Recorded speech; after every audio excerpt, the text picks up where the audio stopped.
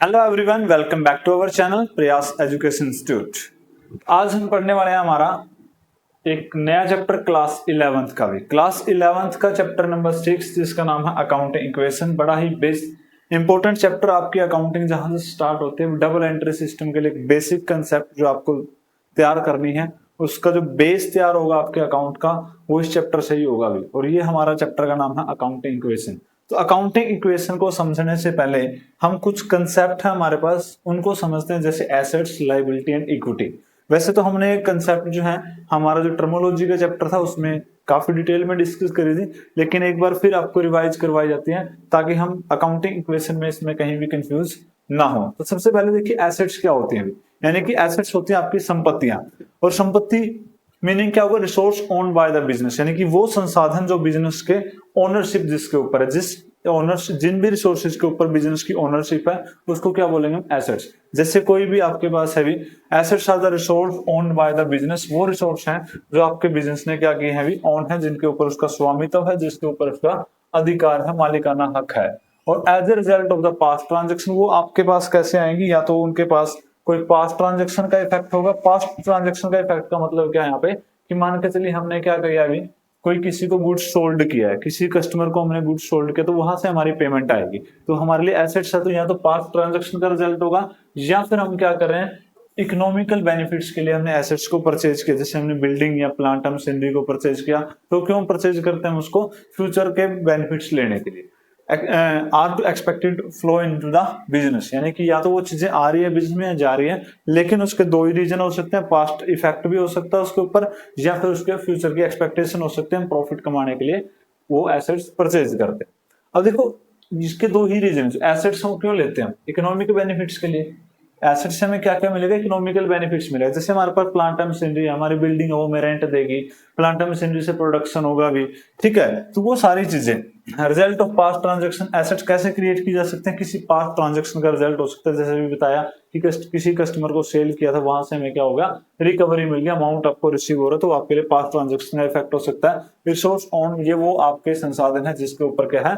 Business का स्वामित्व है, जिसके ऊपर बिजनेस का मालिकाना हक है, ठीक है। फ्यूचर के बेनिफिट्स इससे मिलेंगे। तो फ्यूचर बेनिफिट्स कैसे हैं? जो भी हम इन्वेस्टमेंट कर रहे हैं, चाहे वो आपकी लैंड में कर रहे हैं, चाहे हम बिल्डिंग में कर रहे हैं, प्लांट मशीनरी, वो कहीं ना कहीं फ्यूचर को ध्यान में रखते हुए, यानी कि फ्यूचर में उससे फायदा लेने के लिए हम क्या करते हैं? एसेट्स को क्रिएट करते हैं, एसेट्स हम परचेज करते हैं। एग्जाम्पल क्या होते हैं एसेट्स के? देखिए हमारे पास बहुत सारे एसेट्स होते हैं बिजनेस के अंदर। जैसे कैश इन हैंड, यानी कि हमारे पास जो बिजनेस के अंदर कैश अवेलेबल है, जो कैश इन हैंड है, मनी है हमारे पास, वो कैश में अकाउंट की जाएगी। Bank in balance in the bank account, आपके बैंक अकाउंट के अंदर जो भी बैलेंस पड़ा वो भी आपकी एसेट्स है, क्योंकि उसके ऊपर आपका ओनरशिप राइट है। डेटर्स, तो डेटर्स क्या होते हैं हमारे पास? Amount due from the customers. जैसे भी हम बात कर रहे थे पास्ट ट्रांजेक्शन की, यानी हमने जिस भी कस्टमर को क्या कर दिया? गुड्स सोल्ड कर दिया। क्या कर दिया यहाँ पे? Goods sold on credit. क्या किया हुआ हमने यहाँ पे? Goods sold on credit. हमने किसी को उधार में माल बेचा था, और जिसको हमने बेचा था उनको क्या बोला जाता है? डेटर्स उनको कहा जाता है। ये हमारे लिए एसेट्स होते हैं, क्योंकि हमें मिलेगा। स्टॉक या इन्वेंट्री की बात करें, स्टॉक क्या होता है? जो हमारे पास गुड्स हैं जिसका हम बिजनेस करते हैं, जो हम सेल करने के लिए हमारे पास जो प्रोडक्ट रखे हुए हैं बिजनेस में, उसको बोलते हैं स्टॉक। फर्नीचर आपको पता है, ये भी आपकी टेबल, आपकी चेयर्स, या भी आपकी जो भी स्टैंड वगैरह हैं, ये सारे फर्नीचर के अंदर काउंट होते हैं। ये भी बिजनेस में यूज किए जाते हैं। मशीनरीज प्रोडक्शन में यूज होती है। जब भी आप प्रोडक्शन करते हैं किसी भी चीज का, तो आपको मशीनरीज की अलग अलग जरूरत पड़ने वाली है, तो वो भी आपकी एसेट्स होती हैं। इसके अलावा बिल्डिंग, क्योंकि बिजनेस जो रन किया जाता है वो किसी ना किसी प्लेस के ऊपर, किसी ना किसी आपके हाउस में, बिल्डिंग के अंदर ही क्या है, वो रन किया जाएगा। तो ये भी आपका क्या है? बिजनेस का एसेट्स का पार्ट होता है। लैंड, ये भी बिजनेस का पार्ट हो सकती है। अभी व्हीकल्स, व्हीकल के अंदर आपको दिखाया गया ट्रक है, या आपकी प्रॉपर्टी हो सकते हैं यहाँ पे कार, बाइक, और कोई व्हीकल जो है आपकी बिजनेस के अकॉर्डिंग जो भी आपको फैसिलिटी ली है आपने, तो वो सारे के सारे आपकी एसेट्स में काउंट होंगे। इक्विपमेंट में क्या क्या आता है? इक्विपमेंट में आपके कंप्यूटर्स, आपके टाइपराइटर, प्रिंटर्स, स्टेशनरी, ये सारी चीजें इसमें आती हैं, आपकी इक्विपमेंट के अंदर आते हैं। अलमीराज वगैरह, फाइलिंग कैबिनेट वगैरह भी। प्रीपेड एक्सपेंसेस क्या होता है? Expenses paid in advance. जैसे कि हम कोई भी एक्सपेंस है पेड कर देते हैं एडवांस में। जैसे कि हमने क्या कर दिया, किसी भी बिल्डिंग का रेंट जो है 3 मंथ का एडवांस पे कर दिया, तो वो आपकी एसेट्स कैसे होगी? देखो एसेट्स हमारे लिए क्या होता है? फ्यूचर बेनिफिट्स की मैंने बात की थी। तो देखो अगर हमने बिल्डिंग का रेंट दिया 3 मंथ्स का, ठीक है, 3 मंथ्स का आपका रेंट चला जाता है, तो हमारे पास राइट मिल जाता है कि हम उस बिल्डिंग के अंदर 3 महीने तक रहेंगे। उस बिल्डिंग की ओनरशिप का राइट हमें, या हमें रहने का जो राइट है वो मिल जाता है 3 मंथ्स के लिए। वो आपकी इकोनॉमिकल बेनिफिट है फ्यूचर्स के लिए। तो ये क्या होगा, प्रीपेड एक्सपेंसेस भी आपकी एसेट्स ही मानी जाएगी। इंटेंजिबल एसेट्स कौन से होते हैं, जो आपकी दिखाई नहीं देती हैं, जिनको आप देख नहीं सकते, टच नहीं कर सकते, वो आपके इंटेंजिबल एसेट्स होते हैं। वो गुडविल या पेटेंट्स, ट्रेडमार्क, ये हमने डिस्कस किया था अभी, हमारा जो बेसिक टर्म्स का चैप्टर था। तो इस चैप्टर के अंदर भी हम इसमें ये एसेट्स के बारे में हमने डिस्कस की कि एसेट्स क्या होती हैं। वो चीजें होती हैं, वो रिसोर्स होते हैं जो ओन्ड बाय बिजनेस, जिसके ऊपर बिजनेस की ओनरशिप होती है। ठीक है, अब यहाँ पे देखो की पॉइंट, ऑल एसेट्स रिप्रेजेंट किसको करते हैं, value and the help of business in the earning future income. यानी कि वो सारी की सारी एसेट्स आपकी वैल्यू को रिप्रेजेंट करते हैं। मान लो आपके पास 10 लाख रुपए की लैंड है, बिल्डिंग की आपकी जो वैल्यू है 15 लाख है, या आपके पास व्हीकल है 15 लाख की, तो ये टोटल जितनी भी एसेट्स है ना, इनका जो सम होगा वो सारी आपकी बिजनेस की वैल्यू को ही रिप्रेजेंट करते हैं। और वो किस में आपको हेल्प करते हैं, बिजनेस की जो फ्यूचर अर्न इनकम है उसको अर्न करने में आपकी हेल्प करें। ठीक है, अभी समझ आ गया एसेट्स क्या होती हैं। अब उसके बाद नेक्स्ट कंसेप्ट हमारी क्या है, लाइबिलिटीज की बात कर लेते हैं। तो लाइबिलिटीज क्या होती है, तो लाइबिलिटीज यानी अमाउंट लाइबल टू पे, जो भी आपकी फर्म से भी उसको अमाउंट जो पे करना होता है। जैसे कि मीनिंग ऑफ लाइबिलिटी की बात करें तो liabilities are the amount owned by the business, यानी कि जो अमाउंट क्या है, पेबल बाय द बिजनेस, जो आपको पे करना है, क्या करना है, पे करना है, उसको क्या बोला जाता है, liability. As the result of past transaction, वो आपको किसी पास्ट ट्रांजेक्शन के लिए भी आपको पेड करना हो सकता है। पास्ट ट्रांजेक्शन के जैसे कि हमारे सप्लायर्स हैं भी, जिसको हम क्रेडिटर बोलते हैं। सप्लायर्स कौन होते हैं, जिसको हमने क्या करना है, जिससे हमने गुड्स परचेज किया है ऑन क्रेडिट, परचेज किया होगा ऑन क्रेडिट, तो उसको तो हमें पे तो करना पड़ेगा भी। तो वो हमारे लिए क्या हो सकता है, पास्ट ट्रांजेक्शन के लिए पे करना हो सकता है, या फिर विच भी will be paid in the future, जो आपको फ्यूचर में भी पेड करना हो सकता है in the form of cash, goods और सर्विस। वो कैसे भी हो सकता है कि आपको किसी को कैश में पेमेंट करनी हो, या आपने किसी से कैश ले लिया, आपको उसने उसको सर्विस प्रोवाइड करवानी हो, या फिर आपका गुड्स, यानी कि आपने कोई एडवांस ले लिया अभी कोई ऑर्डर, तो जैसे ही आपने एडवांस लिया होगा 5 लाख रुपए आपने एडवांस ले लिए, तो उसको आपने बदले में क्या करना है, तो जो उसका प्रोडक्ट आप तैयार करके दोगे, जो उसको गुड्स है वो प्रोवाइड करवाओगे आप इन फ्यूचर। ठीक है, आपका कोई सर्विस बिजनेस, आपने किसी से फीस ले ली, तो आपकी ये आप लाइबल हैं कि आपने उसको सर्विस प्रोवाइड करवानी पड़ेगी। ठीक है, तो ये आपका किसकी फॉर्म में हो सकता है, तो अमाउंट पेबल टू अदर्स, यानी कि बिजनेस को जो अमाउंट पे करना है वो सारा किसमें काउंट होता है, लाइबिलिटी के अंदर काउंट होता है। ठीक है, अब देखो ये क्या होता है, liabilities obligation of the business. Obligation means दायित्व, देनदारी, कर्तव्य, यानी कि बिजनेस की लाइबिलिटीज हैं, ये दायित्व है बिजनेस के लिए। To be settle in the future, ये फ्यूचर में भी सेटल करने हो सकते हैं, ये आपके पास्ट रिजल्ट भी हो सकते हैं, arise from the past result. Liability आपकी किसी पहली ट्रांजेक्शन के लिए भी हो सकता है, जैसे हमने सप्लायर की बात करी। सेटल इन द फ्यूचर भी हो सकता है कि आपने किसी से एडवांस ले लिया, आपने उसको गुड्स प्रोवाइड करवाने हैं, या फिर आपने उसको सर्विस देनी है, या फिर आप किसी से क्या लेते हैं, गुड्स लेते हैं, तो आपको इन फ्यूचर उससे जो अमाउंट क्रेडिटर को पे करना पड़ेगा। ठीक है, settle will be the result in the outflow of the sources. जो सेटलमेंट होगी, यानी कि ये लाइबिलिटी कब सेटलमेंट होगी, जब आपके रिसोर्सेज का आउटफ्लो होगा। आउटफ्लो मींस आपने कुछ ना कुछ देना है, चाहे तो आप कुछ गुड्स दे रहे हैं, या आप कैश दे रहे हैं, या फिर आप उसको क्या सर्विस प्रोवाइड कर रहे हैं, कोई ना कोई रिसोर्स का आउटफ्लो होगा, बाहर की तरफ जा रहा है, तो उसको क्या बोलोगे आप यहाँ पे, लाइबिलिटीज। तो लाइबिलिटीज के कुछ एग्जांपल आपके पास से भी, amount due to the other suppliers. तो जैसे हम जिसको क्रेडिटर बोला जाता है अभी, क्रेडिटर कौन होते हैं, जो भी आपके सप्लायर्स हैं, जिससे आप गुड्स परचेज करते हैं ऑन क्रेडिट। तो जो सप्लायर्स हैं, एक तो हम कैश में परचेज करते हैं, एक हम क्रेडिट में परचेज करते हैं, तो उन्हीं क्रेडिटर्स जिससे हम क्रेडिट में परचेज करते हैं गुड्स को, तो उन्हीं को नाम दिया, उन्हीं सप्लायर्स को क्या बोला जाता है, बाद में क्रेडिटर का नाम दिया जाता है, क्योंकि वो ग्रुप ऑफ पर्संस को रिप्रेजेंट करता है।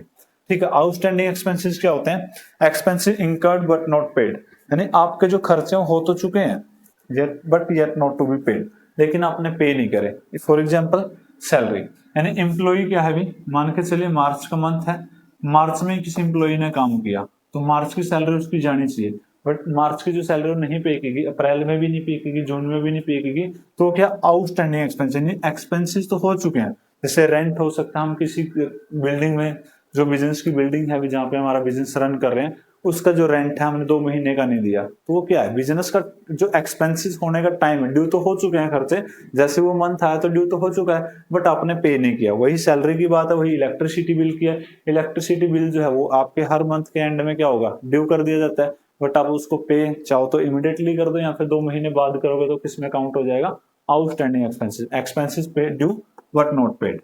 बिल्स पेबल की बात हो रही है, जो भी आपके बिल्स हैं पेंडिंग है भी, जो आपने एक्सेप्ट तो किए आपके बिजनेस ने लेकिन अभी तक पे नहीं किए, वो भी आपके लिए लायबिलिटी की कैटेगरी में आता है। Loan from the bank, liabilities है ही है, जिससे भी आप लोन ले रहे होगी, यानी कि बोरोड मनी, तो ये आपके लिए उधार है एक तरीके का बैंक की तरफ से, तो आपको रिफंड तो करना पड़ेगा, आज नहीं तो 2 साल बाद, 4 साल बाद, 5 साल बाद। वो लॉन्ग टर्म का है तो आप 10 साल बाद उसको वापस करोगे, बट ये आपको रीपेमेंट तो करना ही पड़ेगा। ये भी आपकी liability, amount borrowed from the bank to be repaid in the future with interest आपको पे करना पड़ेगा, तो ये भी आपकी लाइबिलिटी कैटेगरी में आएगा। लोन फ्रॉम अदर्स, देखो लोन तो कहीं से भी आएगी, चाहे बैंक से लोन लिया, चाहे आपने किसी अदर पर्सन से लिया, तो अदर पर्सन कौन हो सकते हैं, आपकी फैमिली से आपने कोई बोरोइंग की है, या फिर आपके फ्रेंड सर्कल से किया, या कोई अदर बिजनेस है या प्राइवेट आपका, जहां से आप क्या कर सकते हैं, फ्यूचर लोन ले सकते हैं, तो वो भी आपको इन फ्यूचर पे करना पड़ेगा, तो ये भी लाइबिलिटी की कैटेगरी में ही काउंट किया जाता है। प्रोविजन होते हैं, प्रोविजन क्या होता है, अमाउंट कैप, देखो कोई भी नॉन लाइबिलिटी के लिए जब आप पैसा इकट्ठा करते हैं, जैसे वैसे तो आगे आपके इसके प्रॉपरली चैप्टर आएंगे, बट लेकिन प्रोविजन होता क्या है अभी, यानी कि जो भी नॉन लाइबिलिटी है, आपको कोई लाइबिलिटी पता कि इन फ्यूचर ये खर्चा होगा, लेकिन उसकी एग्जैक्टली अमाउंट आपको नहीं पता, तो उसके लिए आप जो अमाउंट सेव करके रखते हैं, प्रॉफिट का वो पार्ट जो आप सेव रखते हैं, उसको बोला जाता है प्रोविजन। ये भी हमारी लाइबिलिटी होती है, जैसे कि प्रोविजन फॉर डाउटफुल डेब्ट्स। आपको पता है भी आपके बिजनेस में मान के चलिए 5 लाख रुपए की उधार है, और उस 5 लाख में से क्या है भी, हमें ये पता है कि कुछ ना कुछ अमाउंट है वो बैड डेब्ट्स में कन्वर्ट होगा, यानी कुछ ना कुछ अमाउंट ऐसा होगा जो डूब जाएगा, नहीं आएगा पैसा, बट एग्जैक्टली हमें नहीं पता कि उस 5 लाख में से कितना पैसा डूबेगा, 5,000, 10,000, 50,000, वो हमें नहीं पता, इसलिए हम एस्टिमेटेड बेसिस पे कुछ सेविंग्स रखते हैं, जिसको क्या बोला जाता है, प्रोविजंस। ठीक है, तो ये भी हमारे लाइबिलिटीज है। ये प्रोविजन किसके लिए हो सकते हैं, वारंटी के लिए हो सकते हैं, टैक्स के लिए हो सकता है, प्रोविजन फॉर डाउटफुल डेब्ट्स हो सकता है, ये सारे प्रोविजन फॉर डेप्रिसिएशन हो सकता है, तो ये सारे आपके लाइबिलिटी कैटेगरी में काउंट किए जाते हैं। इसके बाद इंटरेस्ट पेबल, कोई भी इंटरेस्ट आपका ही आउटस्टैंडिंग एक्सपेंसेस की कैटेगरी में भी आ जाएगा। Interest due but not paid, कि आपने कोई इंटरेस्ट देना है किसी लोन के ऊपर, किसी बोरोइंग के ऊपर, वो आपने अभी ड्यू हो चुका है, इंटरेस्ट तो बन चुका है बट आपने पे नहीं किया, तो वो भी आपका लाइबिलिटी कैटेगरी में ही पे किया जाएगा, लाइबिलिटी कैटेगरी में उसको काउंट किया जाएगा। तो लाइबिलिटी मेनली होती क्या है, ये liability means amount payable to by the business, यानी कि जो आपने अमाउंट पेबल है, जो आपने अमाउंट किसी को देना है पैसा, वो सारा लाइबिलिटी में ही काउंट होता है। यानी कि all liability represent the business obligation, जितनी भी आपकी लाइबिलिटीज हैं वो बिजनेस के दायित्व को शो करती हैं, और इसका रिजल्ट क्या होगा आपका, आउट ऑफ द रिसोर्सेज, यानी कि जो आउटफ्लो होगा रिसोर्सेज का इन फ्यूचर, ये इसको रिप्रेजेंट करता है, क्योंकि जितनी लाइबिलिटी होंगी वो आपका आउटफ्लो होगा, पैसा तो जाएगा, जो भी आपकी देनदारी है वो आपको देनी है, चाहे वो कैश में जाए वो भी रिसोर्सेज का आउटफ्लो है, चाहे आप गुड्स की फॉर्म में दे रहे हैं वो भी रिसोर्सेज का आउटफ्लो है, या फिर आप किसी को सर्विस प्रोवाइड करें वो भी क्या होगा, outsourcing of outflow of resources की कैटेगरी में ही आएगा। तो होती है आपकी लाइबिलिटीज। दो टर्म हमने पढ़ी, एसेट्स और लाइबिलिटी। तीसरी यहाँ पे आएगी इक्विटी। जो तीसरी टर्म है हमारी जो यूज होगी भी अकाउंटिंग इक्वेशन के अंदर, वो है हमारी इक्विटी। इक्विटी का मतलब होता है कैपिटल। कैपिटल आपने पढ़ा है, amount invested by the owner, जो अमाउंट बिजनेसमैन ने अपने बिजनेस के अंदर इन्वेस्ट किया है उसको बोलते हैं कैपिटल या फिर इक्विटी। अब देखो इक्विटी क्या है, equity represent the owners interest. किसको रिप्रेजेंट करता है, कि जो मालिक का हित है उसके बिजनेस के अंदर, उसको रिप्रेजेंट करता है इन the assets of business after deducting the liability. यानी जो टोटल प्रॉपर्टी है ना बिजनेस की, उसमें से अगर आउटसाइडर लायबिलिटी को माइनस कर दें, कि हमने जो बाहर किसी का पैसा देना, वो माइनस करने के बाद जो बिजनेसमैन का इंटरेस्ट बचेगा उसको ही क्या कहते हैं, इक्विटी या फिर लायबिलिटी कैटेगरी में रखा जाए। जैसे आपके पास बिजनेस में अगर 50 लाख रुपए की प्रॉपर्टी है और उसमें से 10 लाख रुपए आपके बाहर की देनदारी है, यानी कि लायबिलिटीज है, चाहे बैंक का लोन है, चाहे आपके क्रेडिटर्स है, चाहे आपके बीपी है, चाहे आउटस्टैंडिंग एक्सपेंसेस है, तो आपके पास जो नेट अमाउंट बचेगा ये 40 लाख। तो ये 40 लाख का अमाउंट किसने इन्वेस्ट किया होगा, ये बिजनेसमैन ने इन्वेस्ट किया होगा, और इसको क्या बोला जाता है, इक्विटी या फिर कैपिटल।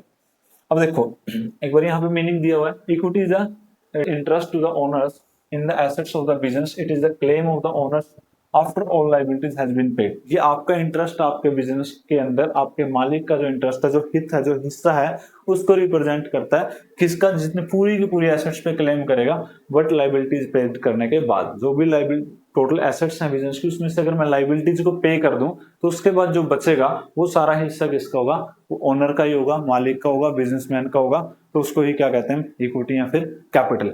अब देखो कंपोनेंट की बात करें तो किस किस से आपकी कैपिटल चेंज होती है या आपकी इक्विटी चेंज होती है। सबसे पहले तो एडिशनल कैपिटल, यानी हमने स्टार्टिंग में जो भी इन्वेस्ट किया होगा 5 लाख 10 लाख 20 50 जो भी है इन्वेस्ट किया होगा, अब उसमें चेंज कैसे आ सकता है, वो वैल्यू जो है वो चेंज कैसे होगी हमारी इन्वेस्टमेंट। एक तो एडिशनल कैपिटल, एडिशनल कैपिटल का मतलब है कि हम और भी अमाउंट जो है बिजनेस के अंदर इन्वेस्ट कर दें या फिर इंट्रोड्यूस कर देते हैं नए रिसोर्सेज को, चाहे आप कैश की फॉर्म में अमाउंट ले आए या आपने कोई अपनी जमीन उसके अंदर इन्वेस्ट कर दी या आपने आपके पास कोई बिल्डिंग थी वो अपने बिजनेस में यूज कर लिया, आपका कोई व्हीकल था वो यूज कर लिया, यानी किसी की फॉर्म में हो सकता है। जब आप बिजनेस के अंदर एडिशनल अमाउंट इन्वेस्ट करोगे तो उससे क्या होगा, आपकी जो इक्विटी है या कैपिटल की वैल्यू बढ़ेगी। मतलब 50 लाख आपने पहले लगाए, 10 आप और इन्वेस्ट कर देते तो आपकी तो जो कैपिटल होगी ना बिजनेस की वो कितनी होगी, 60। ड्राइंग की बात करते हैं। ड्राइंग क्या होता है, amount withdrawn by the owners for the personal use from the business, यानी कि जो अमाउंट एक बिजनेसमैन एक ओनर जो है वो विड्रॉ करेगा, निकाल लेगा अपने बिजनेस से, किसके लिए, अपने पर्सनल यूज के लिए, वो भी किसमें काउंट होता है, उसको बोलते हैं ड्राइंग।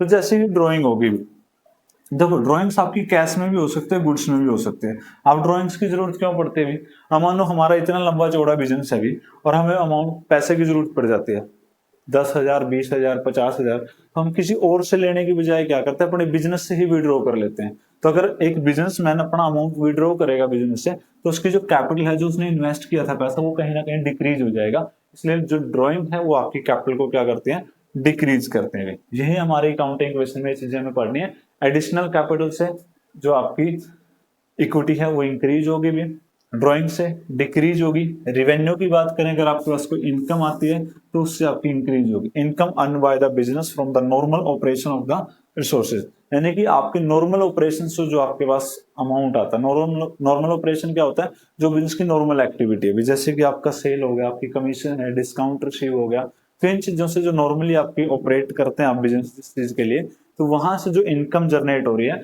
वो इनकम आपकी इन्वेस्टमेंट को, आपकी इक्विटी को क्या करेगी, इंक्रीज करेगी। ठीक है। और एक्सपेंसेस की बात करें तो खर्चे हैं, जैसे ही बिजनेस के अंदर खर्चे होंगे तो आपकी कैपिटल क्या होगी, कम होगी। एक्सपेंसेस क्या होता है, cost incurred by the business. खर्चे किसको बोला जाएगा, वो खर्चे या वो कॉस्ट, वो लागतें जो आपके बिजनेस के अंदर रिवेन्यू जनरेट करने के लिए की जाती हैं, अमाउंट स्पेंड किया जाता है, उसको हम एक्सपेंसेस या कॉस्ट बोलते हैं। जैसे कि आपने क्या है भी रॉ मटेरियल परचेज कर लिया, आप बिजनेस को रन करने के लिए सैलरी दे रहे हैं, या बिजनेस में जो अपने बिल्डिंग के अंदर आप रन कर रहे हैं उसका रेंट आप पे कर रहे हैं, इलेक्ट्रिसिटी का बिल पे कर रहे हैं, ठीक है, आपकी वेजेस सैलरी, या आपका इसके अलावा डेप्रिसिएशन हो जाता है, ये बहुत सारे खर्चे हैं, ऑफिस एक्सपेंसेस, आपके लीगल एक्सपेंसेस, आपके डिलीवरी चार्ज, बहुत सारे खर्चे होते हैं बिजनेस के अंदर। वो सारे हम क्यों कर रहे हैं, क्योंकि हमें बिजनेस को रन करना है और उस इनकम को जनरेट करना। तो उस इनकम को जनरेट करने की जो प्रोसेस है, वहां पे जो कॉस्ट आपकी आती है उन्हें क्या बोलते हैं, एक्सपेंसेस या फिर खर्चे उसको कहा जाएगा। तो इससे क्या होगा, आपकी कैपिटल है डिक्रीज हो जाएगी। और इफेक्ट किसका पड़ेगा भी, नेट प्रॉफिट का है, नेट लॉस का। अगर प्रॉफिट होता है तो कैपिटल इंक्रीज होगी, लॉस होता है तो कैपिटल डिक्रीज होगी, कैपिटल या फिर इक्विटी।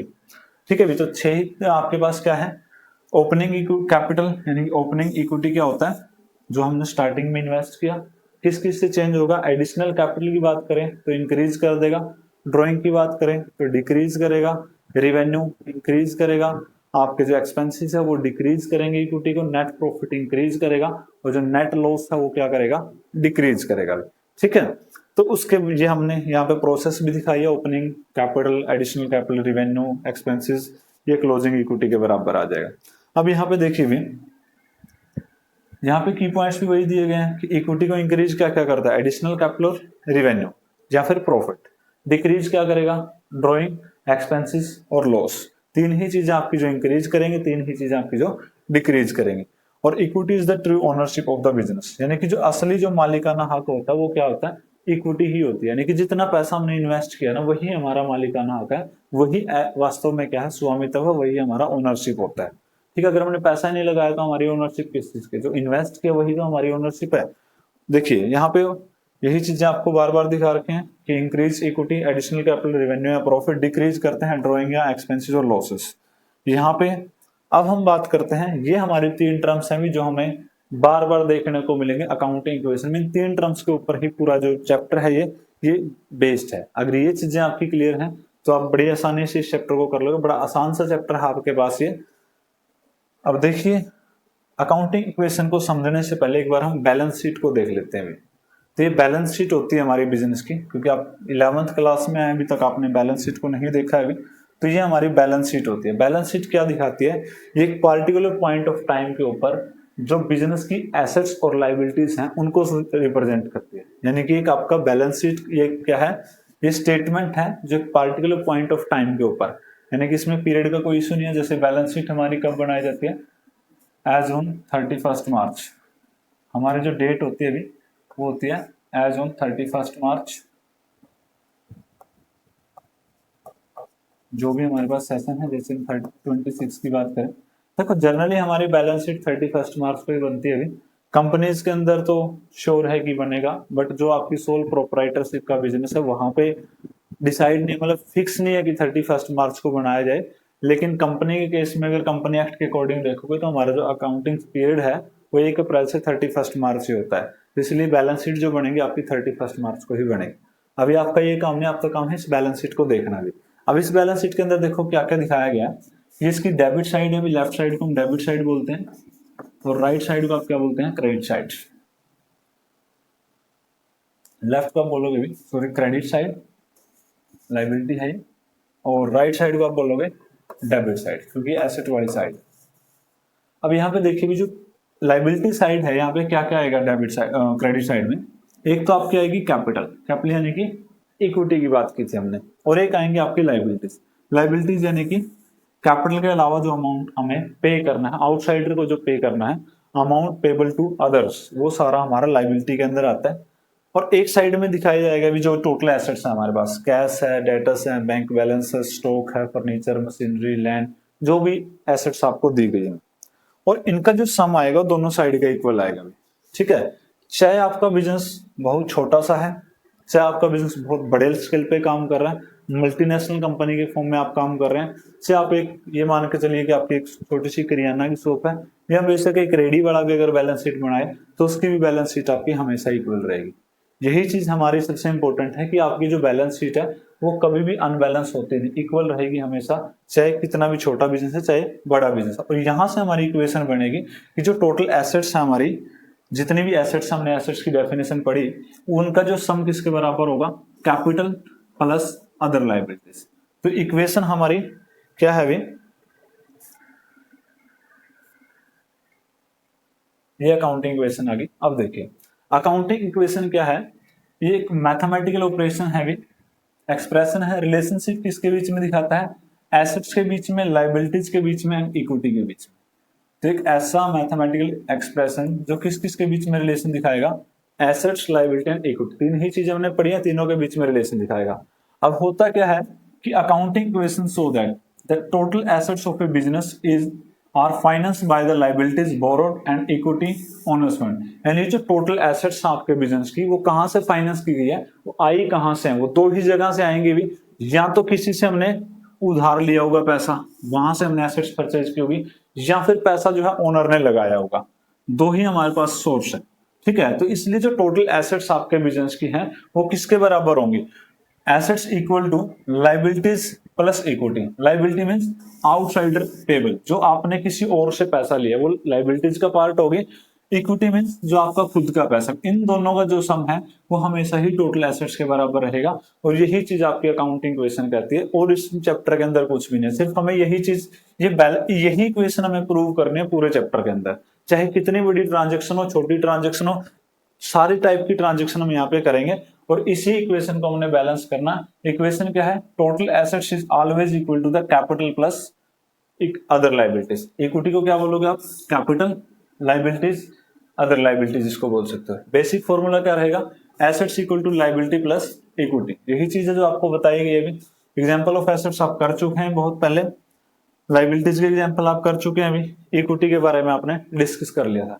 अब ये आपकी इक्वेशन है, इसके बारे में ही हमें पूरे चैप्टर के अंदर डिस्कस करना है, ये चीजें आपको बताई। अब यहाँ पे प्रैक्टिकल एग्जांपल की हेल्प से हम देखेंगे भी कैसे आपकी बैलेंस शीट हमेशा ही बराबर रहती है, ये कमियां ज्यादा क्यों नहीं होती है। देखो कुछ ही फैक्ट दिखाए गए हैं, देखो यहाँ पे आपकी ट्रांजेक्शन के, कहता कि cash introduce by the owner. अगर आपका ओनर कैश इंट्रोड्यूस करता है तो क्या आएगा बिजनेस के अंदर, आपकी एसेट्स इंक्रीज हो जाएंगी। एसेट्स कैसे इंक्रीज होंगी, क्योंकि कैश आएगा, और कैश किसका पार्ट होता है, एसेट का पार्ट होता है, एसेट्स इंक्रीज होगी बिजनेस के अंदर। लेके कौन आया, ओनर। तो ओनर का जो पैसा है उसको क्या बोला हमने, इक्विटी या कैपिटल। तो आपकी कैपिटल भी उतनी इंक्रीज होगी। तो एक साइड में आपकी एसेट्स बढ़ गई, एक साइड में आपकी इक्विटी बढ़ गई, दोनों ही इक्वल बढ़ी है, तो बैलेंस तो इक्वल ही रहेगी आपकी इक्वेशन। तो गुड्स परचेज ऑन क्रेडिट, हमने उधार पे सामान खरीद लिया अभी, तो आपके पास एसेट्स बढ़ेंगे किसकी फॉर्म में, स्टॉक। क्योंकि जैसे आप किसी से खरीदोगे तो आपका स्टॉक इंक्रीज होगा, एसेट साइड तो आपकी बढ़ गई, और क्या बढ़ेगा, कैपिटल पे कोई इफेक्ट नहीं पड़ेगा, बट लाइबिलिटीज इंक्रीज हो जाएंगी। लाइबिलिटीज मतलब क्रेडिटर बढ़ेंगे। हमारे जो सप्लायर्स हैं उनसे जब हम क्रेडिट में गुड्स परचेज करते हैं, उधार में हमने कुछ खरीदा, तो पैसा तो उनका देना है भी, आज नहीं तो 2 महीने बाद, 6 महीने बाद पे करेंगे, तो अमाउंट तो आपको पे करना है। तो क्या आपकी लाइबिलिटी जो है वो इंक्रीज होगी, तो बैलेंस तो फिर भी इक्वल रहा, इक्वेशन करो। कैश पेड टू क्रेडिटर, अगर आप क्रेडिटर को पे कर दोगे, ठीक है, जिससे आपने उधार खरीदा तो उसकी पेमेंट कर दोगे, तो आपके बिजनेस से कैश डिक्रीज हो जाएगा, और जो लाइबिलिटीज थी जिसका पैसा देना था लाइबिलिटी भी डिक्रीज होगी। यानी कि कोई भी ट्रांजेक्शन आप करिए, हर ट्रांजेक्शन से क्या होगा, आपकी जो बैलेंस इक्वेशन है वो हमेशा ही बैलेंस रहेगी। और यही चीज हमें इस चैप्टर के अंदर पढ़नी है। ये आपको दिखाया गया है डायग्राम के थ्रू कि आपकी जो एसेट्स एक साइड में रहेंगे और लाइबिलिटी और इक्विटी क्या रहेंगी, एक साइड में रहेगी, और ये हमेशा बैलेंस रहेगा, ये अनबैलेंस कभी भी नहीं होता है। अब देखो कुछ एग्जांपल हम यहाँ पे अपनी तरफ से लिखते हैं भी। जैसे हम यहाँ पे करें कोई भी entry, business started with cash, business started with cash. अगर बिजनेस स्टार्ट किया जाए कैश के साथ, मान के चलिए 5 लाख के साथ बिजनेस स्टार्ट किया भी, तो हमारी इक्वेशन तो क्या कहती है कि total assets always equal to capital plus other liability, किसके बराबर रहेंगे, कैपिटल या इक्विटी, इक्विटी दोनों एक ही बात है अभी, प्लस अदर लाइबिलिटीज। तो एसेट्स की कैटेगरी में क्या आएगा, जब बिजनेस स्टार्ट किया गया कैश के साथ, तो एसेट्स की कैटेगरी में आया भी कैश, कैश आया मेरे पास 5 लाख का, और कोई एसेट्स नहीं आई, सिर्फ कैपिटल आई, क्योंकि जो बिजनेस में मैंने पैसा लगाया वो तो आपकी इक्विटी के बराबर है, तो यहाँ पे हमारे पास आ गया कैपिटल। तो हमारी इक्वेशन जो है इधर भी 5 लाख है और इधर भी 5 लाख है, तो कुछ भी चेंज नहीं हुआ। अगर मैं यहाँ पे कुछ लिखता हूँ कि गुड्स परचेज जो है, मान लीजिए भी फर्नीचर परचेज फॉर कैश, हमने क्या किया, फर्नीचर परचेज कर लिया अभी, और कैश, कैश में परचेज कर रहे हैं, मान के चलिए हमने 1 लाख रुपए का परचेज कर लिया। तो जैसे आप फर्नीचर परचेज करोगे ना, तो बिजनेस में क्या आया, एक नई एसेट्स आपके पास आई, फर्नीचर। तो जैसे ही आपके पास फर्नीचर आएगा तो हम एसेट्स की कैटेगरी में एक और यहाँ पे एंट्री कर देंगे, फर्नीचर। अब मेरे पास 1 लाख रुपए का फर्नीचर आया, अब बदले में क्या दिया गया फर्नीचर के, कैश, तो कैश डिक्रीज हो गया, बात तो वही है, कैश डिक्रीज हो गया, कितना बचेगा, 4 लाख। तो मेरे पास अब क्या है, 4 लाख का फर्नीचर है भी, और 1 लाख का फर्नीचर है, 4 लाख का कैश बचा हुआ है, और जो मेरा मालिक का पैसा वो कितना है, 5 लाख। इक्वेशन बराबर रहेगी। मतलब पूरे के पूरे चैप्टर में सिर्फ यही चीजों के ऊपर डिस्कशन करना है, यही इक्वेशन आपको बैलेंस करनी है, और इसमें न्यूमेरिकल है ही नहीं। पहले 8 क्वेश्चन तो आपके इसी चीज के ऊपर डिपेंड है, ठीक है। तो देखिए करते हैं हम इसका क्वेश्चन नंबर 1। तो क्वेश्चन नंबर 1 क्या कहता है, prepare the accounting equation from the following information. तो आपके पास संदीप स्टार्ट है business with cash, business start किया 1 लाख के साथ। सेकंड ट्रांजैक्शन है कि बिजनेस परचेज किया गया कैश में फर्नीचर। थर्ड है कि purchase goods for cash, purchase goods on credit, उधार में भी खरीद लिया इसने, कैश में भी खरीद लिया, रेंट भी पे कर दिया, goods costing 40 sold at A profit, जो गुड्स उसने खरीदा था उसको इसने बेच भी दिया, प्रॉफिट कमा भी लिया। तो यहाँ पे हमने क्या करना है, इक्वेशन बनानी। तो देखिए अभी क्वेश्चन,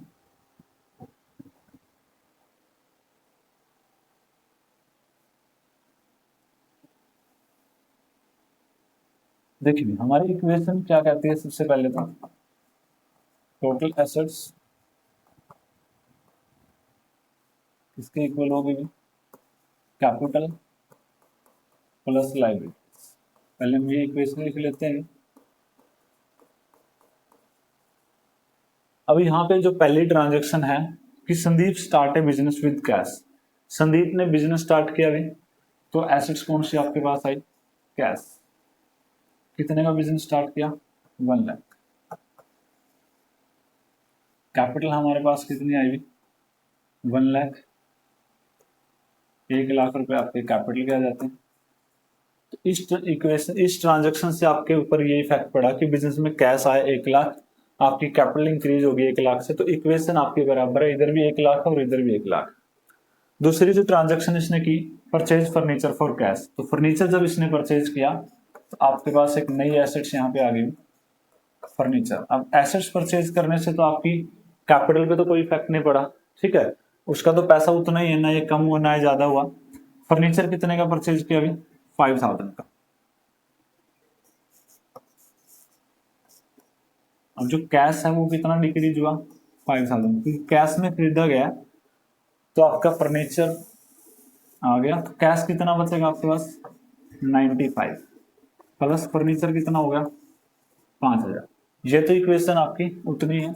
अब कैपिटल में कोई चेंज हुआ नहीं भी, ना प्लस हुआ ना माइनस हुआ, क्योंकि मालिक का पैसा ना तो एडिशनल कैपिटल आई, ना ड्रॉइंग आई, ना इनकम हुए, ना खर्चे हुए, ना प्रॉफिट है, ना लॉस है। उन 6 चीजों का इफेक्ट पड़ेगा, उनमें से कुछ भी नहीं हुआ, तो कैपिटल आपकी सेम है। ये इक्वेशन आपके बराबर है 1 लाख इक्वल टू 1 लाख।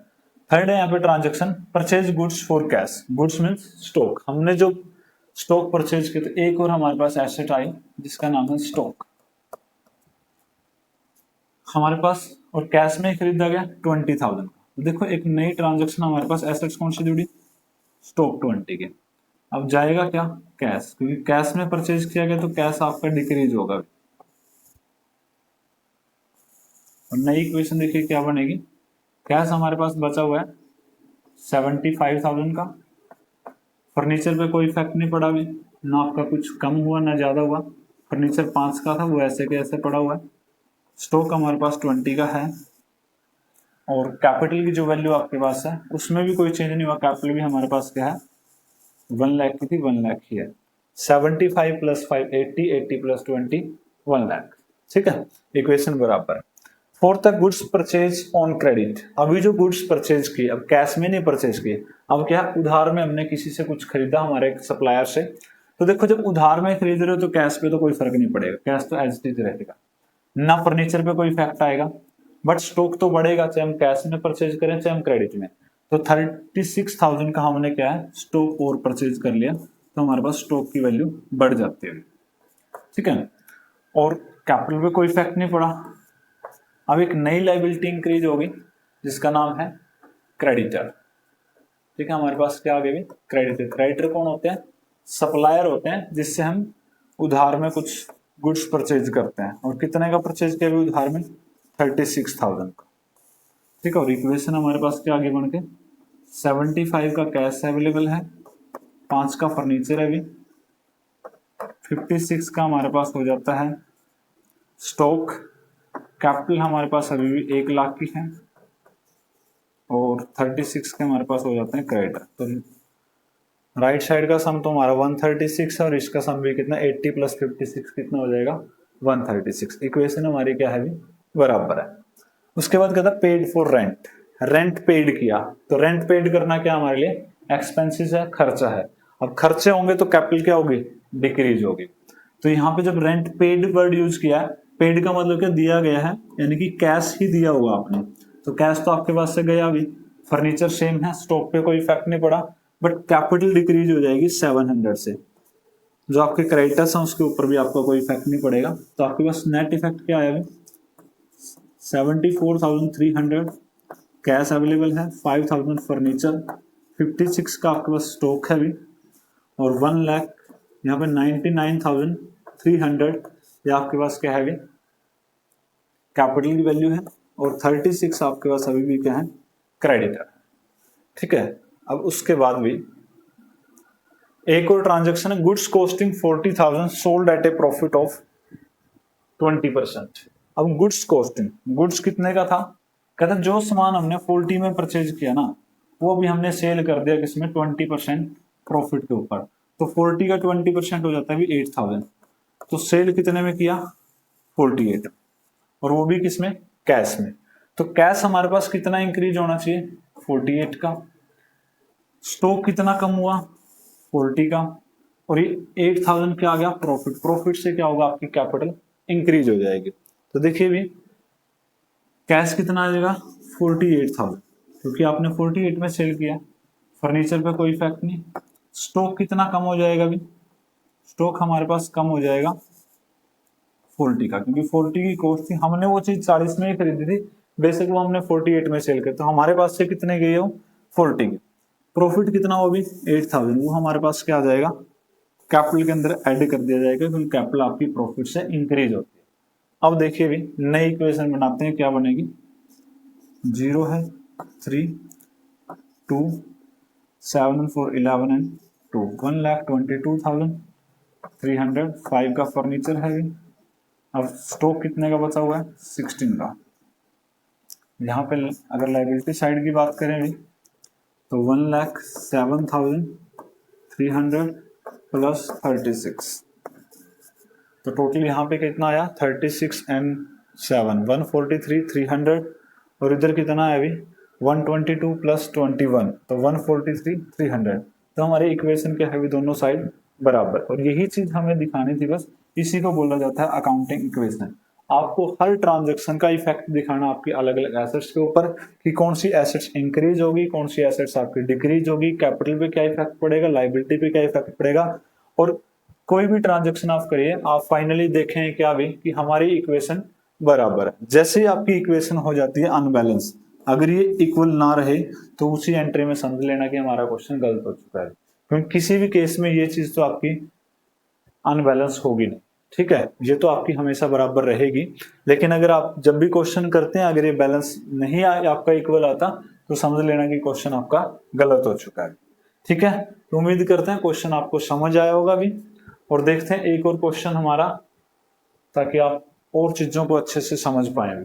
तो क्वेश्चन नंबर 2 यहाँ पे कहता है so the accounting equation on the basis of following and present the balance sheet. यहाँ पे बैलेंस शीट के बारे में भी बोला गया अभी बनाने के लिए, और आपको इक्वेशन भी यहाँ पे बनानी है। वही इक्वेशंस आपके पास Manu start a business with cash, फिर आपके brought furniture for cash, purchase goods on credit, sold goods for cash, अभी कैश में सेल कर दिया, रेंट रिसीव हो गए, इनकम आ जाती है, गुड्स परचेज फॉर कैश, तो हमने गुड्स परचेज कर लिया कैश में, विड्रॉ फॉर पर्सनल यूज यानी कि ड्रॉइंग हो जाती है, पेड फॉर क्रेडिटर्स, जो क्रेडिटर्स थे जिससे उधार में खरीदा था उनकी पेमेंट हो जाती है, फिर पेड टू सैलरी, सैलरी दे दी जाती है अपने एम्प्लॉयज की। तो इतनी सारी ट्रांजेक्शन इसमें इसने दिखाई है, और इसके बेस पे हम क्वेश्चन को करेंगे भी। तो सबसे पहले तो हमारी वही इक्वेशन है भी हमारी तरफ से, तो कि टोटल एसेट्स इसके बराबर होगी कैपिटल प्लस लायबिलिटीज, कि हमें तो यही इक्वेशन बराबर रखनी है। अब पहली ट्रांजैक्शन किया, Manu started business with cash. Manu ने क्या किया, बिजनेस स्टार्ट किया अभी, तो जैसे वो बिजनेस स्टार्ट करेगा तो कैश के साथ स्टार्ट किया, तो बिजनेस में आई कौन सी एसेट्स में, कैश, कितने की आई 50,000, और उसके बाद कैपिटल भी आपके पास कितनी है अभी 50,000 की है, 50 की आपके पास कैपिटल हो जाती है, ये दोनों बराबर है बैलेंस। उसके बाद ब्रॉड फर्नीचर फॉर कैश, अभी हमने क्या है फर्नीचर खरीदा अभी 500 रुपए का, तो 500 रुपए का जब फर्नीचर खरीद रहे हैं तो कैश में खरीदा आपने, तो एक नई एसेट्स आपके पास ऐड हो जाती है जिसका नाम हमने लिखा फर्नीचर। कितने की खरीदी 500 की, तो 500 का कैश हो गया डिक्रीज, क्या होगा 500 का कैश डिक्रीज हो जाएगा, कैश बचेगा 49,500 का, बट फर्नीचर आपके पास जरूर ऐड हो जाएगा, कितने का हो गया हमारे पास फर्नीचर 500। कैपिटल पे कोई इफेक्ट नहीं पड़ा है, इसलिए कैपिटल की वैल्यू आपकी पहले भी 50,000 थी, अब भी कितनी है 50,000। ठीक है, तो यहाँ पे देखो हर ट्रांजेक्शन का इफेक्ट हम अलग अलग दिखा रहे हैं। एक चीज है कि हर ट्रांजेक्शन का इफेक्ट मिनिमम 2 अकाउंट्स के ऊपर पड़ेगा, 2 जगह तो किसी भी ट्रांजेक्शन का इफेक्ट मिनिमम पड़ेगा ही पड़ेगा, उससे ज्यादा भी पड़ सकता है। ऐसी कोई ट्रांजेक्शन है जिसका 2 जगह इफेक्ट ना पड़े। तीसरा परचेज गुड्स ऑन क्रेडिट, अभी हमने क्या किया गुड्स परचेज किया on credit, goods mean stock. जब उधार में आप खरीद रहे हैं तो कैश तो नहीं जाएगा ना, हमारा फर्नीचर पे कोई इफेक्ट पड़ेगा, हमारे पास आया स्टॉक, और स्टॉक आया, अगर हमने कैश में खरीदा होता फिर तो हमारा कैश चला जाता, बट हमने तो क्या किया अभी उधार में खरीद लिया, तो उधार में खरीद लिया तो क्या बढ़ जाते हैं अभी क्रेडिटर बढ़ेंगे, यानी कि हमारे पास आ जाता है नया क्रेडिटर, कितने के बढ़े 4,000। ठीक है, इधर 54 है भी, तो इक्वेशन देख लीजिए एक बार। 49,500 प्लस 500 प्लस 4,000 और इधर क्या है भी 50,000 प्लस 4,000, तो टोटल 54 है। उधर भी क्या है, टोटल 54 है, तो इक्वेशन आपकी इक्वल है। फोर्थ ट्रांजेक्शन क्या कहती है, गुड्स सोल्ड ऑन कैश। अभी हमने सेल कर दिया कैश में, कॉस्ट है 500 बट सेल किया गया 700 के लिए। अब देखो इस प्रोडक्ट के अंदर भी प्रोडक्ट आपका 500 का है, बेचा आपने 700 में, तो प्रॉफिट कितना अर्न किया अभी 200। तो 200 का प्रॉफिट किस में ऐड होगा, कैपिटल में। जो 500 का आपका स्टॉक माइनस होगा और जो कैश है 700 का आपका ऐड हो जाएगा, क्योंकि हमने कैश में सेल किया अभी। तो देखिए जो कैश है वो कितने का आया 700 का, फर्नीचर पे कोई इफेक्ट नहीं पड़ा, बट स्टॉक कितने आ गया 500 का। 500 की चीज हमने बेची 700 में, तो हमें वो प्रॉफिट, प्रॉफिट से क्या बढ़ गई भी, कैपिटल बढ़ गई। तो टोटल देखिए इक्वेशन नई क्या बनेगी, 50,200 प्लस 500 प्लस, अब यहाँ पे माइनस हो जाता तो ये बचेगा आपके पास सिर्फ 3,500। कैपिटल के अंदर ऐड होगा क्योंकि प्रॉफिट है 50,200 और प्लस 4,000। यहाँ भी आपके पास 54,200 है, यहाँ भी क्या आपके पास 54,200 है। उसके बाद फिर ट्रांजेक्शन है रेंट रिसीव्ड, तो रिसीव हुआ रेंट।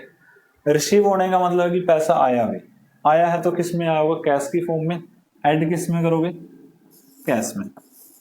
और जब इनकम आई है, रेंट रिसीव होना हमारे पास इनकम है, और इनकम से क्या होता है आपकी कैपिटल इंक्रीज होती है। तो एक जगह कहाँ जुड़ेगा ये, कैपिटल के अंदर, दोनों जगह ऐड कर दिया जाएगा, और ये हमारी देखिए नई इक्वेशन बन जाती है 50,400 प्लस 500 प्लस 3,500। इक्वेशन यहाँ भी वही रहेगी भी, प्लस 4,000। टोटल कितना आ रहा है 54,400, और यहाँ भी कितना है 54,400। ये आपके पास इक्वेशन है भी जो हमारी बनी हुई है, दोनों साइड से बराबर है। आगे की ट्रांजैक्शन करते हैं अभी, परचेज गुड्स फॉर कैश। अभी हमने गुड्स परचेज किया, गुड्स यानी कि स्टॉक आया हमारे पास कैश में। जब कैश में खरीदोगे तो जाएगा क्या, कैश डिक्रीज हो जाएगा। उसके बाद फर्नीचर पे तो कोई इफेक्ट आ नहीं रहा, बट स्टॉक पे इफेक्ट आएगा भी। जब आप गुड्स परचेज करें तो आपका स्टॉक इंक्रीज हो जाएगा। कैपिटल पे कोई इफेक्ट नहीं, ना आपकी लाइबिलिटी पे कोई इफेक्ट पड़ रहा है, क्योंकि कैश में खरीद रहे हो। तो यहाँ पे टोटल हो जाएगा 51,400 प्लस यहाँ पे सेम ही है वैल्यू, ये बढ़ के आ जाएगी आपकी 4500।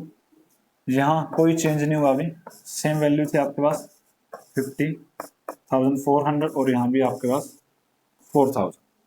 देखो टोटल है अब भी सेम है, क्योंकि यहाँ पे इंक्रीज हो गया, यहाँ पे हमारा डिक्रीज हो गया। यहाँ पे देखो भी हमने थोड़ा गलत कर दिया, ये जो कैश आपके पास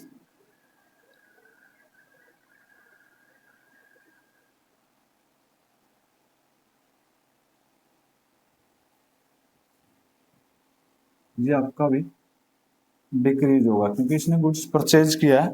तो गुड्स परचेज करेगा तो स्टॉक की वैल्यू बढ़ेगी, बट कैश जो है आपका वो डिक्रीज होगा अभी।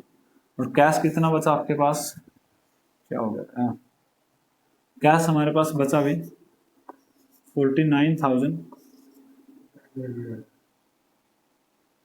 तो ले रखे, हाँ इसका नजदीक ज्यादा। तो देखिए भी हमारे पास बचा 49,400, वहां डिक्रीज हो गया कैश, क्योंकि गुड्स परचेज किया गया कैश में। फर्नीचर हमारे पास है ही है, स्टॉक हमारे पास वैल्यू इंक्रीज होगी, कैपिटल पे कोई इफेक्ट नहीं आया, क्रेडिटर पे कोई इफेक्ट नहीं आया। तो ये हमारी इक्वेशन बन गई। अगली इक्वेशन क्या है, withdraw for the personal use. अब कहता है उसने विड्रॉ कर लिया पर्सनल यूज के लिए, अपने पर्सनल खर्चे के लिए पैसा निकाला है। तो जैसे ही पर्सनल खर्चे के लिए पैसा निकालेगा तो कैपिटल डिक्रीज होगी, कितने की कैपिटल डिक्रीज होगी 700 की। और निकाला किसकी फॉर्म में है, कुछ नहीं बोला गया, तो कैश की फॉर्म में ही माना जाएगा। तो कैश भी हमारा डिक्रीज हो जाएगा, क्योंकि पैसा तो बिजनेस से ही गया ना, गया तो कैश की फॉर्म में है। चाहे उसने पर्सनल यूज के लिए निकाला हो, चाहे उसने बिजनेस के यूज के लिए निकाला हो, तो कितना बचेगा, या अगर माइनस कर दोगे तो आपके पास बचेगा भी 48,700। फर्नीचर सेम वैल्यू है आपके पास, स्टॉक की वैल्यू भी सेम है भी। कैपिटल डिक्रीज होगी कितनी, 49,700 आपके पास बचेगी, और ये बच गया आपका 4,000। टोटल दोनों साइड का करोगे तो इक्वल ही आपका। उसके बाद अभी पेड टू क्रेडिटर, क्रेडिटर की पेमेंट कर देगी। क्रेडिटर कौन है, सप्लायर जिससे हमने उधार में खरीदा था, उनकी पेमेंट करेगी सिर्फ 400 रुपए की। अब देखो, जैसे ही पेमेंट करोगे, पेड की बात आ गई तो कैश तो माइनस कर दीजिए। दूसरा, पेमेंट किसकी करेगी, क्रेडिटर की, तो और क्या माइंड डिक्रीज होंगे, क्रेडिटर जिनका पैसा देना था उनका पैसा कम हुआ। अभी सारा तो नहीं दिया हमने, बट कुछ पैसा दिया है तो डिक्रीज हो जाएंगे क्रेडिटर हमारे। बचेगा क्या अभी, 48,300। 500 आपके पास फर्नीचर की वैल्यू है, 4,500 आपके पास किसकी वैल्यू है, स्टॉक की। कैपिटल एज इट इज है, कोई इफेक्ट नहीं पड़ा इसके ऊपर, जबकि क्रेडिटर हमारे डिक्रीज हो गए, कितने बचे, 3,600। ठीक है, अब है हमारे पास इसकी लास्ट ट्रांजेक्शन, कहता है पेड फॉर सैलरीज। देखो, कोई भी खर्चा पे किया हो, भी सैलरी पेड की हो, रेंट पेड किया हो, ऑफिस एक्सपेंसेस हो, वेजेस है, इलेक्ट्रिसिटी बिल है, टेलीफोन बिल है, लीगल चार्जेस है, कोई भी खर्चा अगर एक्सपेंसेस पेड की बात आ जाए तो कैश कम हो जाएगा और कैपिटल कम हो जाएगी। ठीक है, तो कैश कितना कम हुआ, 200, क्यों गया तो कैश बिजनेस से ही है भी, और ये क्या है, जब खर्चे कर रहे हैं तो हमारी जो कैपिटल है वो भी डिक्रीज हो जाएगी, तो दोनों तरफ से सेम वैल्यू माइनस हो रही है। और फाइनल हमारी इक्वेशन क्या आएगी, 48,100, 5,000 का फर्नीचर है, प्लस 4,500 का क्या है हमारे पास स्टॉक की वैल्यू है। कैपिटल हमारे पास 49,500 की है, प्लस 3,600 की क्या है हमारे पास क्रेडिटर। और ये हमारी क्या थी, फाइनल इक्वेशन आई है भी इतने सारे ट्रांजेक्शन्स के बाद। देखिए, शुरू से लेके आखिरी तक हमने ट्रांजेक्शन की भी, चाहे हम इसके अंदर 200 400 कितने भी ट्रांजेक्शन और जोड़ते हैं, ये हमारी इक्वेशन बैलेंस ही रहेगी। अब इसने क्या बोला कि सो द अकाउंटिंग इक्वेशन हमने दिखा दी। उसके बाद present the balance sheet on the last new equation of the balance, जो लास्ट इक्वेशन है इसके बेस पे आपको बैलेंस शीट क्रिएट करनी है। तो बैलेंस शीट तो बड़ी आसान हो जाती है जब आपके पास अकाउंटिंग इक्वेशन है। तो बैलेंस शीट में तो करना ही कुछ नहीं, सिर्फ यही आपको देख के लिखना होता है। Balance sheet as on date तो आपको नहीं दी गई है कोई भी। अभी आपको बैलेंस शीट का परफॉर्मा बताया था। यहाँ पे आते हैं आपकी लाइबिलिटी साइड होती है। लाइबिलिटी साइड में दो ही चीजें आती हैं, कैपिटल प्लस लाइबिलिटीज, ये अमाउंट का कॉलम है। यहाँ पे आपके आएंगी एसेट्स, तो जितनी भी एसेट्स हैं वो सारी की सारी इस साइड में लिखी जाएंगी। अब जो भी हमारे पास फाइनल इक्वेशन के अकॉर्डिंग आई है वो लिख देंगे। तो हमारे पास कैश आया अभी 48,100। उसके बाद हमारे पास फर्नीचर बचा हुआ था लास्ट तक, स्टॉक हमारे पास बचा हुआ था लास्ट तक, लास्ट इक्वेशन के अंदर फर्नीचर बचा 500 का भी, और जो स्टॉक की वैल्यू है वो 4,500। अगर लाइबिलिटी साइड की बात करें तो कैपिटल है आपके पास 49,500, और आपके पास क्रेडिटर भी बचे हुए हैं। आपके दो ही लाइबिलिटी, एक कैपिटल है भी और एक आपके पास है क्रेडिटर्स। ये कितनी थी आपकी 49,500, और ये आपके पास है 3,600। और यहाँ बैलेंस शीट भी क्या रहती है, बराबर ही रहती है, क्योंकि ये तो अकाउंटिंग इक्वेशन पे बेस पे बनती है। अगर अकाउंटिंग इक्वेशन बराबर है तो बैलेंस शीट तो बराबर ही होगी। वही चीज बैलेंस शीट में होते हैं कि total assets always equal to capital plus other liability, वही हमारी अकाउंटिंग इक्वेशन में होती है। तो कर लीजिए भी, इसका सम 5,000 आएगा, 48 और 5 53,100, और यहाँ कितना हो जाएगा 100, 9 3 12 और एक कैरी हो जाएगा 3, यहाँ भी बराबर है। तो ये आपके पास आंसर आना था। ये बैलेंस शीट आपने बना दी। जिस क्वेश्चन में बैलेंस शीट बोला जाए बैलेंस शीट बना दीजिए, जिस क्वेश्चन में ना बोला जाए आप बैलेंस शीट ना बनाइए। ठीक है, तो ये था हमारे पास क्वेश्चन नंबर 2। तो आज की इस क्लास के अंदर हमने इसकी जो अकाउंटिंग इक्वेशन का मीनिंग, जो इसकी बेसिक कंसेप्ट थी, चाहे वो एसेट से रिलेटेड थी, चाहे लाइबिलिटी, चाहे इक्विटी, किस ट्रांजेक्शन का इफेक्ट पड़ेगा, कहाँ से डिक्रीज होगी, कहाँ इंक्रीज होगी, वो सारी चीजें हमने डिटेल में डिस्कस की।